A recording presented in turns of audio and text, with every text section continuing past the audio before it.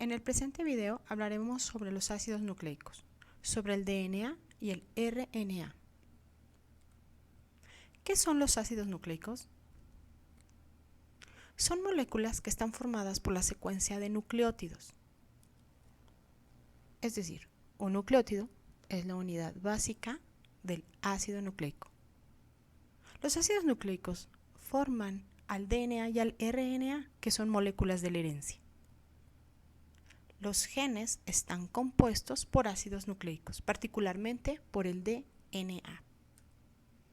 Pero ¿cómo está formado cada nucleótido? El nucleótido está formado por una pentosa, que es un azúcar o carbohidrato de 5 carbonos, por un grupo fosfato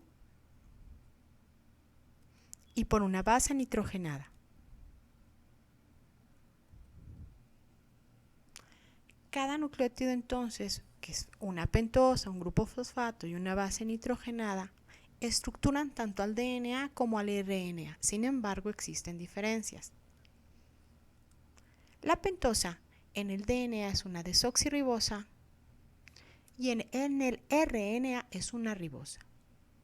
El grupo fosfato es igual tanto para el DNA como para el RNA. Y las bases nitrogenadas pueden ser de diferentes orígenes. Existen bases nitrogenadas púricas y bases nitrogenadas pirimidínicas. Las púricas son la adenina y la guanina, mientras que las pirimidínicas son la citosina, la timina y el uracilo. La timina siendo exclusiva del DNA y el uracilo exclusivo del RNA.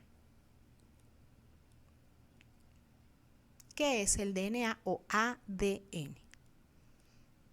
El DNA o ADN es el ácido desoxirribonucleico. Está formado por cadenas de millones de nucleótidos.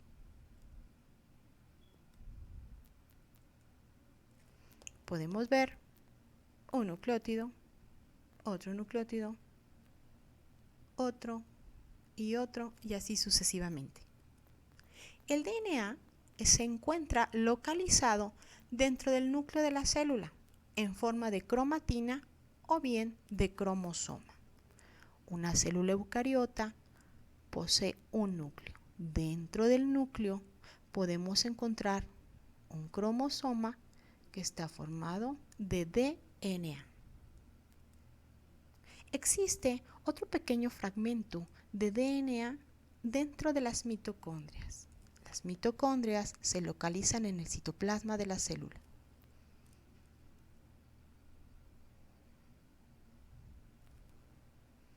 Cromosomas, cromatina y DNA.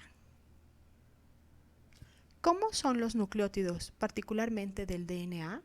Repitiendo, la pentosa es una desoxirribosa. Las bases nitrogenadas pueden ser una de las siguientes: adenina, guanina, citosina o timina. Y desde luego el grupo fosfato. Los nucleótidos del DNA se encuentran unidos de la siguiente forma. Entre el grupo fosfato y la pentosa podemos ver el grupo fosfato unido a la pentosa por medio de un enlace fosfodiéster. A su vez, se encuentran unidos en el centro por puentes de hidrógeno una base con otra. La forma en cómo se asocian químicamente las bases nitrogenadas es la siguiente. La adenina se une a la timina, mientras que la citosina se une a la guanina.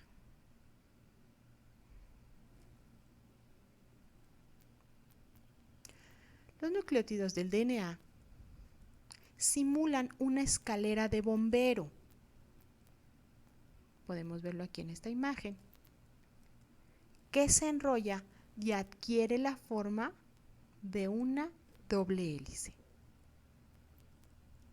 Podemos ver las uniones entre nucleótidos por enlaces fosfodiéster y las uniones entre las bases nitrogenadas por puentes de hidrógeno, formando así en el DNA una estructura en forma de escalera, que posteriormente enrollada tiene una forma de doble hélice. En 1962, James Watson y Francis Crick ganaron el Premio Nobel de Medicina por describir precisamente la estructura de doble hélice del DNA.